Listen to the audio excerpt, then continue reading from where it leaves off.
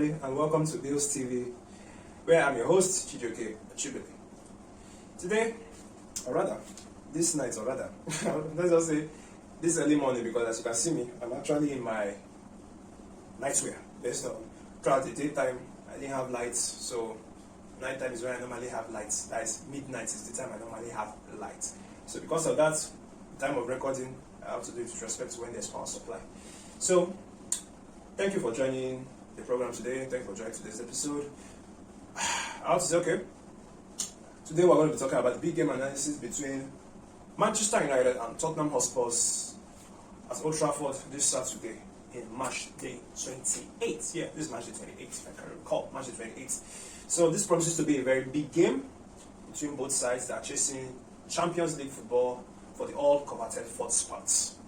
Manchester United play Tottenham at home. Big game between Antonio Conte and Ralf Rangnick.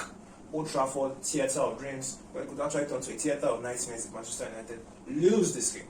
But still, we're going to do a big game analysis of the match between Manchester United and Antonio Conte's Tottenham Hotspur at Old Trafford on Saturday evening, 5:30 kick-off Nigerian time. Okay, now we're going to talk about the match. Now, before the match starts, we're going to take a brief history about the last time these two sides met. Last time these two sides met was early this season, or rather last year, when Tottenham still had Espirito Santos as coach. It was actually his last game as Tottenham boss, where Manchester United ran out 3-0 winners at the new Tottenham Stadium.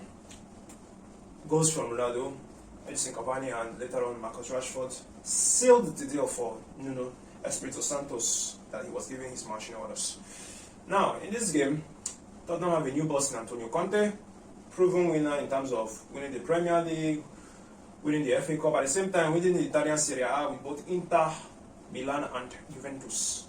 This game promises to be really tough. Now, we're going to be talking about the starting lineups for both teams. I see this match being a 4-2-3-1 against a 3-4-3 of Tottenham. Manchester United in that 4-2-3-1, Tottenham in that 3-4-3. Now, in this game, based on how United played in the last game against Manchester City, whereby they lost 4-1 in the Manchester derby at the Etihad, I think Ralf Rangnick is going to make some changes. Now, in goal, we understand David De Gea, we expect him to be in goal. They don't have a better keeper. Dean Henderson is not very good, if you ask me. De Gea has been on form this season. Now, in centre back, I think there's going to be a change in guard. I think Harry Maguire will be given a rest in this game, if you ask me. I think Varane, fresh from his illness of COVID-19, is going to start in this game. Varane will be here. Lindelof will keep his place. Now, in the wing-back position, I think Luke Shaw will come back to left-back position. Alex Telles will not start this match. If you ask me, I think he won't start because the first goal against Man City was guilty of it at the same time. He was virtually ineffective in that match. Alex Telles will start. Alex Telles will start on the bench. Luke Shaw will start instead.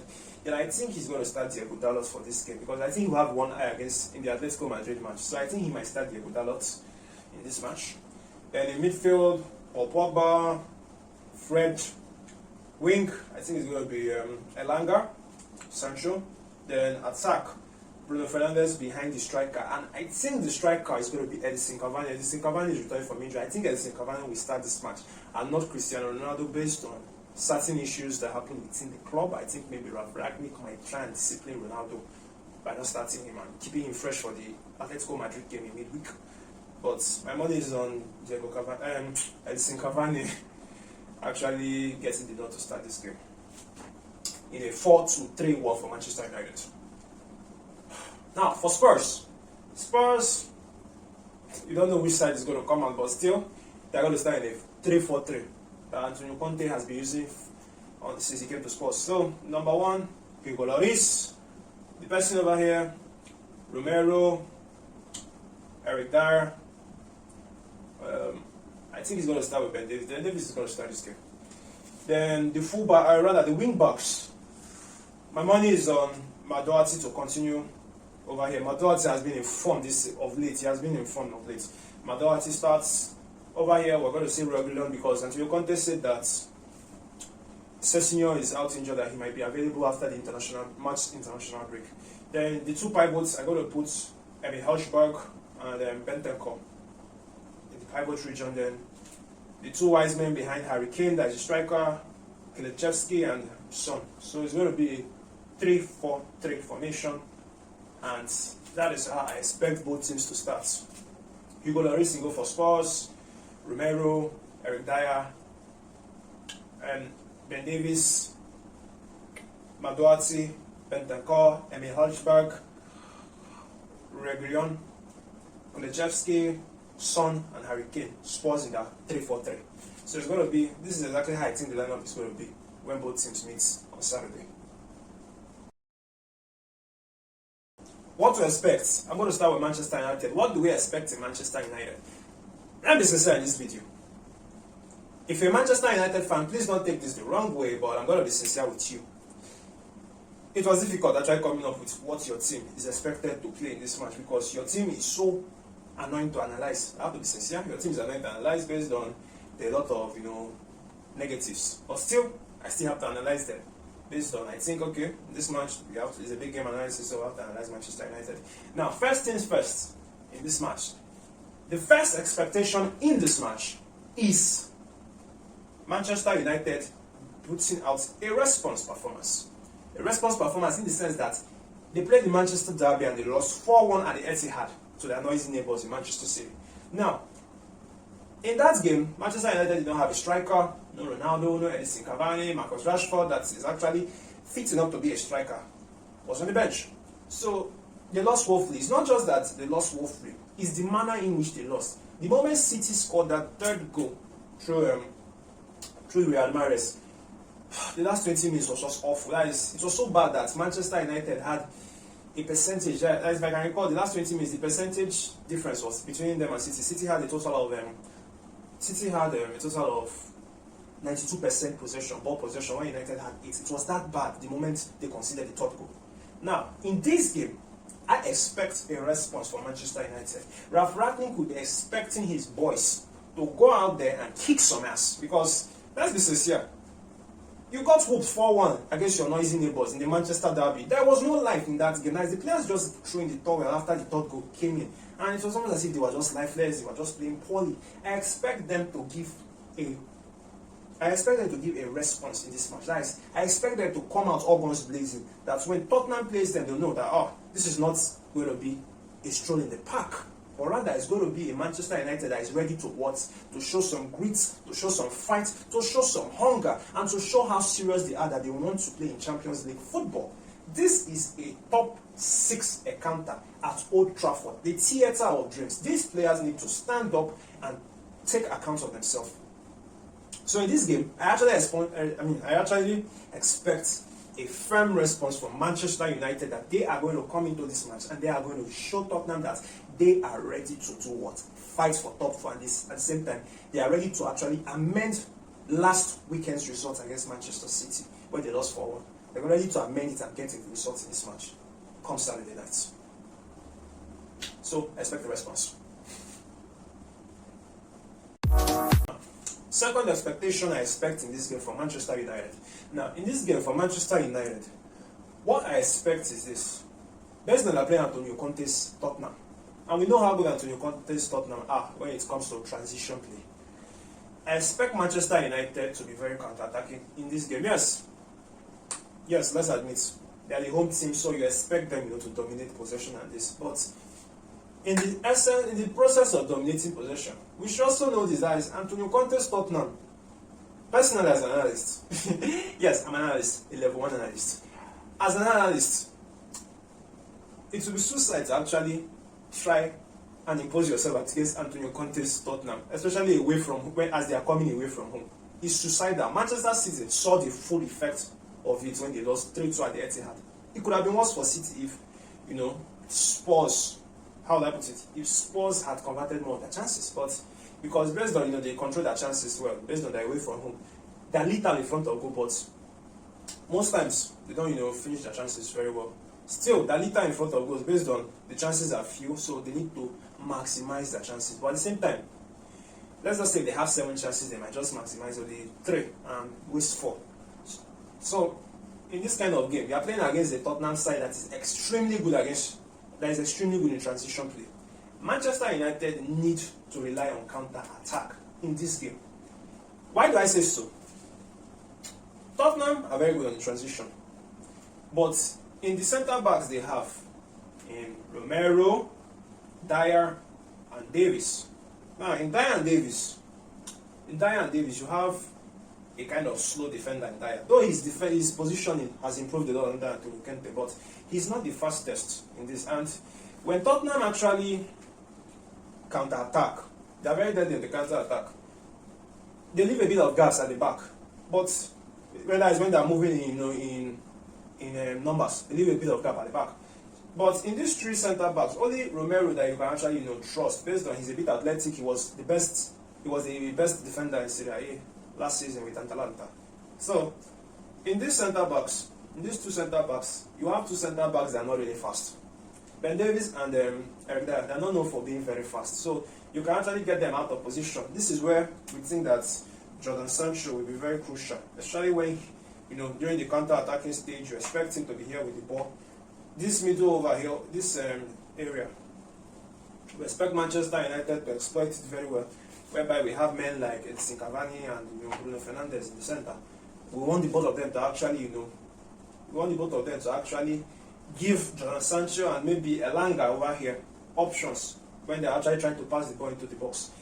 We need Edinson Cavani bullying Eric Dyer. At the same time, we need Bruno actually causing problems in the box, whereby when they're passing the ball, Bruno actually causes problems that he makes everybody, the two centre backs over here, take note of him. At the same time, this guy, most likely Edinson Cavani, can have his positional awareness to actually receive the ball and score.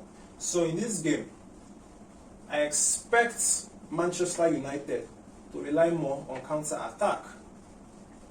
In this game, because let's be sincere, they're not very, very good as an attacking unit, as an attacking side. They rely a lot on counter-attack from Ole Gunnar Solskjaer's period. Even now, they're still relying a lot on counter-attacks. So this is their best bet in this game. Counter. They have to use it well. They have to maximize it well. Especially when Tottenham are already transitioning with play, they should be ready to win the ball and switch from defense to attack, counter-attack, and all this kind of stuff. So Manchester United need to be very wary of this, and they should take good advantage of this. This should be their strength against Tottenham. Still on the counter-attack, I forgot to add this point in the counter-attack.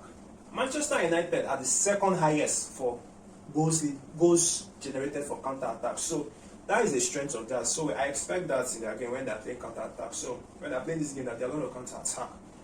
They are the second highest for goals resulting from counter-attack. So this is something I expect for them in this game. Now, point number 3. Manchester United are going to attack a lot on the left. In the game against Man City, Man United actually scored from where? The left, through Jadon Sancho. Yeah, they scored from the left through Jadon Sancho, whereby Jadon Sancho, being an inverted winger, a right-footed winger, playing on the left, he found his way to cut in and call the ball past this guy, Ederson in the City goal. So we expect them to actually attack from the left side more in this game. I'm very sure that in this game, Jadon Sancho is going to receive the ball a lot.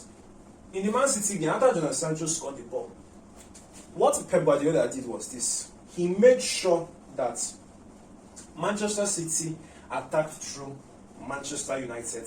Right. Aaron Wan-Bissaka was so pressed in that game that he hardly had a breathing space to actually, get the ball out of his area. Upon doing this thing, Pep Guardiola actually, attacking through this area, you are making the ball stay in this area, hence making this area to be what? Idle. To be idle at the same time. Starving of service. So, Manchester United, I expect them to attack through the left a lot. And if they're attacking through this left, because even the stats say it very well that in terms of this season in the Premier League, Manchester United's most active corridor in the pitch of play has always been the left, with 41%. With 41% over here, why on the right 39%? You can check that up on who scored in terms of the Premier League. So we expect Manchester United to attack on the left through Jadon Sancho. I'm very sure in this game, Jadon Sancho is going to have a high start for a high stance of when it comes to possession with respect to target pass, and who is the first person that the players are looking for to pass. I expect Jadon Sancho to be highly involved in this game. So Manchester United will attack through the left because Manchester City nullified that a bit in the second half. The last time Manchester United played in the Premier League, they nullified it a lot by attacking through Manchester United's right, hence making the Manchester United left arid and devoid of service and devoid of action. So Manchester United, I expect them to attack through the left, through Jadon Sancho and through Luke Shaw. So we're going to expect a lot of play in this area, in this part of the pitch for Manchester United.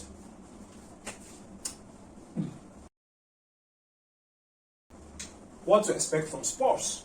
Now, the first thing Manchester United should expect from Spurs, very, very, very, very, very obvious thing to expect from Spurs, their wing back play.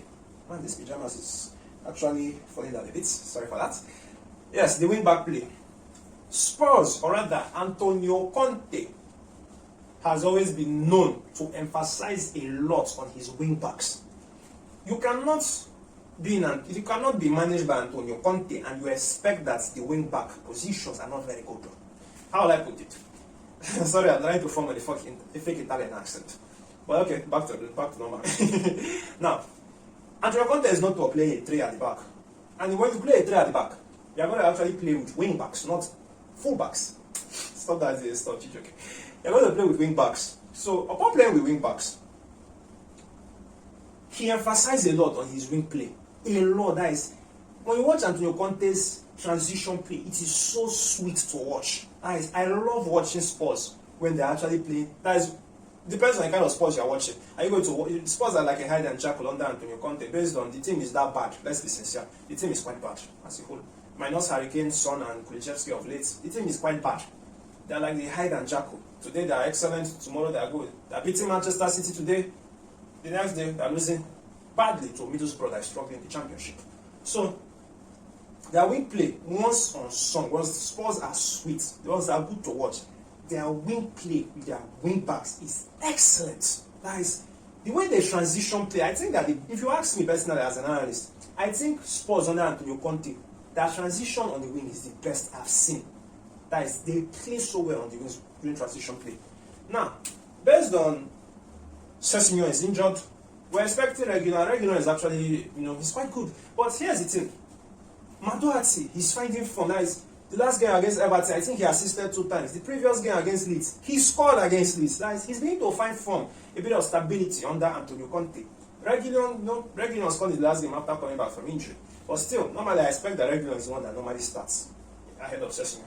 But still, when you watch Spurs play on the wing, the moment they win the ball back, say from this area, say this is the guy over here, Bruno, Pogba, let's just say Milanga, Sancho over here. The moment, say one of the centre backs in Dyer wins the ball, we see Harry Kane, he drops in deep here. The moment Harry Kane is with this ball, these 2 men over here, they're already thinking of either going like this, or they're thinking of how to go forward like this. Straight movements, vertical runs, instead of horizontal runs. Those this diagonal, but it's a bit kind of horizontal. The moment he's with this ball, the first thing in his mind is what? To pass this ball here or here. Once he passes this ball here, you see Kulichevsky. Sometimes Kulichevsky stays on the wing to overload with this man over here. Or you see Kulichevsky going here with Son. So the space vacated by Kane in the middle is already occupied by Kulichevsky and Son when they're playing. So the wing play is so tight that once these wing backs get the ball, they are already running. And once they are running, the first thing in their mind is they run towards the box here, and they're already looking for who? They're already looking for numbers in the middle over here. They're looking for numbers in the middle, and once they pass this ball here, a crossfield ball, this man over here was Spurs. That is what Spurs with their wing play are like. They are that good these days with wing play, based on their wing backs are very, very, very, very athletic. Especially Maduati is showing his form of Wolverhampton, his Wolverhampton form in Spurs for the very first time since they bought him last season. So Their away play is something that Manchester United should be extremely wary about. I expect Ravnik to make a plan for this. Another thing I expect in this game from Spurs is this. Expect a lot of overloads. Antonio Conte is one manager I think that loves overloads. That is, his overloads of play is excellent. That is, I actually took time out to actually watch this, and I said that I read some, pieces on Antonio Conte's tactics with Spurs. This guy actually does a lot of overloads in his tweet with Tottenham. Look, once Tottenham are with the ball, maybe they're trying to create from, let's say they're trying to create from the back. Normally, when they're creating from the back, it always starts with one of Højbjerg or Bentancur, but of late, we've been noticing that Bentancur has been the one that has been, going deep. The moment Bentancur goes deep during build-up play, this is what they call it a combined build-up play. There are different types of build-up play. Combined build-up play could involve, how will I put it? Combined build-up play, it could involve 2 centre-backs and 1 midfielder forming a build-up play. That one is the most common, whereby you see 2 centre-backs, they stretch out wide, then they block in 4, or rather the 6 goes deep in and they form a back three, a momentary back three for build-up play. Or in some cases, you see a situation whereby you have 2 centre-backs, 1 full-back, and 1 midfielder. That is a combined build-up play. When you call a pure build-up play is a back three with 3 centre-backs. That's pure build-up play. You are building with 3 centre-backs. Or if it's a back 4, 2 CBs, 2 full-backs, you are building with those kind of. That's a pure build-up play. But mixed or combined, that is the one that involves at least a midfielder or a striker coming back to actually do with the build-up play. Now, once Spurs are doing a build-up play with one of Bentancur or Højbjerg, especially Bentancur in the game against Everton, I noticed this thing very, very well. The moment Bentancur went deep, this guy is in a way stretched out wide. Romero, Eric Dyer, they stretched wide. Why Ben Davies? This is very weird. Ben Davies went forward a bit. So, Spurs had a momentary back three with 2 centre-backs and a pivot. Upon doing this thing, we notice that when Ben Davies moved forward, automatically the wide player of the opposition, he's already in a 2v1 situation over here, whereby Ben Davies is here, his wing back, that was Sessignon is here, and the opposition winger is over here. This is already a 2v1 situation, hence causing an overload on the left. He has already caused an overload on the left. Bentancur is already with the ball. So Bentancur has options already because he's very good at looking. He's very good at selecting where to pass. You've already created an overload here, and with Antonio Conte, when it comes to his flanking centre backs, they are very good at moving forward with the ball. That is why I think in the summer he might actually buy a centre back that moves well with the ball. So I think that as it's over here now, Bentancur has the option of based on this guy is actually trying to give them numbers over here, so it will be 2v2 situation. Højbjerg over here can be free, and Bentancur is very good with deep passes. He can actually pass to Højbjerg, and in some cases, based on the overload, depending on how hard working this man is to close down this 2v1 situation developing, he can actually do what? Pass the ball to Ben Davies, or in some situation, he can just pass the ball to the wing back and play begins. But in a situation like this, most times, what happens is this. Harry Kane falls deep. This guy passes the ball to Harry Kane. Harry Kane already, the moment he gets this ball, he's already passing this ball to attack. He's that good with his passing these days. That is, ever since Mourinho started playing Harry Kane as a first line, the way Harry Kane passes is so amazing. So I expect this kind of thing whereby we're going to see overloads over here, or over here, or over here, or over this direction, depending on where Højbjerg and Bentancur actually starts their build-up play. They could start from here, depending on which opposition winger is the one that presses. If you notice that, because in the Everton game, what I noticed in the Everton game was this. Bentancur was always in this direction, and in this direction, I think that was the direction Anthony Gordon was situated, and Anthony Gordon wasn't very good with pressing against Everton. Again, in the Everton game against Spurs. So, in this match, it's going to be between Elanga and Jadon Sancho. Who is more lazy?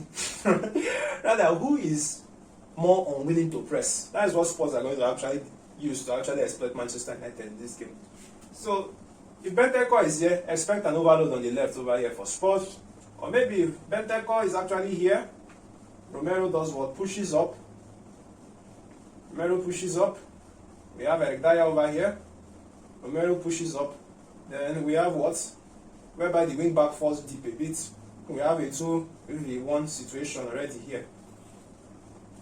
So I expect this a lot from Tottenham. And if it's a situation whereby Benteke with the ball, he passes to Harry Kane. Harry Kane is already causing what? A central corridor overload. Whereby instead of having based on sometimes the twin number 10 system of Kulusevski and Son, they'll fall deep a bit. So instead of just having, say, in a situation whereby Manchester United have they have the situation of Pogba and Fred marking Hojbjerg, you could actually have a 4v2 situation of Harry Kane, Hojbjerg, Kulusevski, Son actually causing overloads in the middle against Pogba and Fred. So this is something that Man United should be wary of, and this is something I expect a lot in the Spurs game. But I'm going to expect a lot of overloads, and it's going to start from the build-up play, this mixed build-up play, when Benteke or Hojbjerg, depending on who is the one that Conte assigns to create build-up play from the back with his centre-backs. So we're going to expect a lot of overloads. I expect a lot of overloads in this direction, in particular, depending on. I expect that because this is the side I think Spurs are most dominant when they are building up play from the back. Now, third point, and I think this is actually the final point for Spurs. Harry Kane coming deep. I'm carrying this book because I have a very, very, very, very weird form of statistics about Harry Kane this season that Man United should be wary about in this game related to Spurs. Now, in this game, these are the following findings I found for Harry Kane. Harry Kane does a total of completed passes for this season. The Premier League alone, he has 78. That is 78 completed long passes. That is number one in terms of all the Spurs forwards. That is impressive. And these long passes, they are from say 30 yards according to MBREF. Now, completed passes rates 65.5 for long balls, long passes. He is number one for forwards. Now, progressive passes towards the penalty box, 76. He is number one for forwards, meaning this guy has a lot of progressive passes to the box. He is their number 9, but he passes a lot to the box, meaning that this guy actually drops in deep to pick a ball and pass well for Son and Kulusevski to actually attack. Now, when it comes to the possession stats, what I'm reading here in terms of receiving the ball, Harry Kane is always a target for attempted passes. He has had a total of 1,211. This is he's second on the log for the club, for the team in general, but he is number one for forwards, meaning that when the team is looking for who to pass the ball to, that Harry Kane is always the one they're always looking for who to get the ball to. He's always the one that when a player gets the ball, they're looking for him to give the ball to him. He's the first person they want to pass to. That shows you how involved Harry Kane is. Now, the statistics that actually triggered my mind a lot about Harry Kane this season, that's touched me, is this. His touches in the middle third. His touches in the middle third means in the midfield.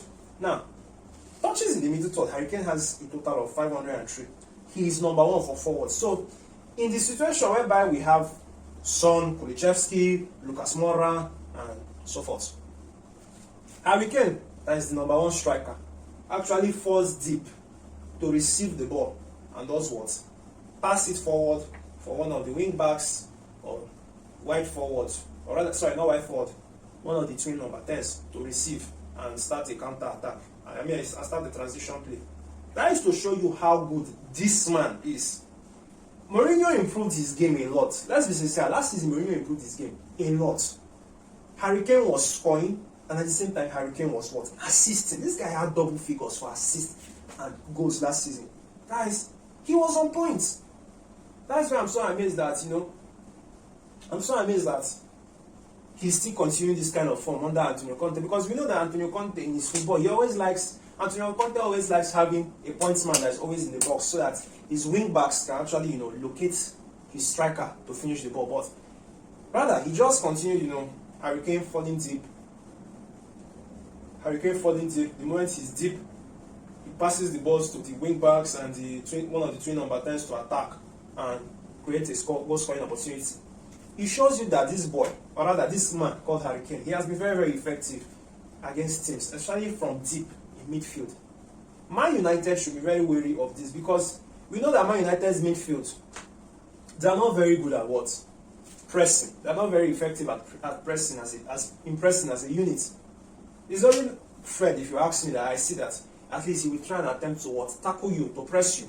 But in a situation whereby someone like Paul Pogba doesn't press, I expect that once Harry Kane is falling deep and gets the ball, he's going to be beside Paul Pogba, because, or rather close to Paul Pogba, because he knows that Paul Pogba is not likely towards pressing compared to Fred that is going to likely attempt to get the ball off him. So I expect that in this game, once Harry Kane falls deep, he is going to be around Paul Pogba. He's going to be around Paul Pogba because he knows that Paul Pogba is not very effective in pressing, and hence he's going to get a chance to do what? Initiate a transition play of defense to attack. That is Spurs counter attack. At the same time, once Harry Kane falls deep to receive the ball, we always expect that he always expects this, that one of the centre backs will follow him. And the moment he receives this ball and the centre back wants to tackle him, he already passes it for the swing back or one of the number 10s in Son and Kulusevski to what? Attack the ball and create a chance in the box. This is something that against Manchester City, he did this a lot. The moment he caught the ball, one of City's centre back, it was unfortunately always Laporte or John Stones. The moment he gets the ball, they are distracted, is just what? Follow him. And before they even caught up with him, he has already passed the ball.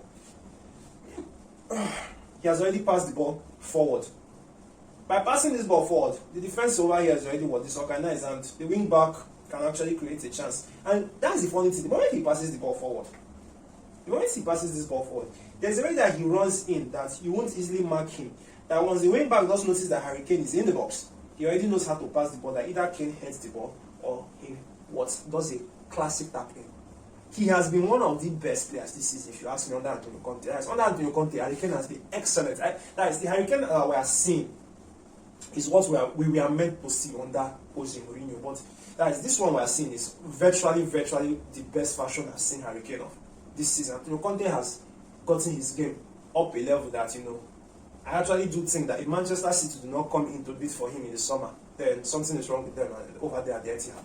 So I expect a lot of Harry Kane falling deep. And once he's deep, I expect a lot from Kulusevski. Not even Son. Kulusevski has been very, very good. Whereby Kulusevski will receive the ball, he cuts in, has a chance at goal. Or maybe once he receives the ball, he knows how he will pass to Son, because the partnership, is the best partnership in Premier League history. That Son Harry Kane partner link-up play is the best in Premier League history. After passing Drogba and Lampard in Premier League link-up play history. So expect a lot of Harry Kane falling deep. Predictions. Upon that playing at Old Trafford, I expect Tottenham Hotspur to win this game, if you ask me. Either they win it or they draw it. I think that Tottenham Hotspur, the kind of form they've shown in games against Manchester City, Everton, and against Leeds, the kind of football they play, it even has me as a Liverpool fan that is an analyst afraid. I'm afraid of them. That is, if Liverpool play Tottenham, I'm afraid of their counter-attack. It's that good and it's that lethal. So, if you ask me, I think Spurs are going to win this one. If you ask me, maybe they might win it by a score of 3-1 or 2-1. I think, and I'm confident Spurs will win this match. But for prediction's sake, I think it's going to be a Spurs win or try. I don't see Manchester United winning this match. They will show a response after losing to Manchester City in the derby. But I think and I expect Spurs to win this one because they are playing away from home. And their counter-attacking play is far, far, far effective away from home. So in this game, I expect Tottenham to use their counter-attack and destroy Manchester United. If you ask me, I think it's going to be a 3-1 scoreline. Personally, I think it's going to be a 3-1 scoreline to Spurs. Likely goal scorer, Harry Kane. I think Harry Kane is going to score in this match. I think, and I'm very confident Harry Kane is going to score in this match. If Harry doesn't score, my money is on Son to score. Likely assist player, Kulusevski, but goal scorer, I think Harry Kane is definitely going to score. If Harry doesn't score, then I think it's going to be Son that's going to score for Spurs. But final prediction, Tottenham win or draw, 3-1 3-1, likely a 3-1 scoreline or a 2-1 scoreline if you ask me. Thank you for watching the video. Manchester United fans, sorry I couldn't give some analytical points based on you guys are not really good. The kind of form people are showing, I can't really predict or rather analyze people's game. It's not really impressive to analyze. Well, at the same time, Spurs, they've been on a real run of form, so I think that they're actually very interesting to analyze. I can put a lot of points, but for time's sake, I just have to settle with 3-3 each.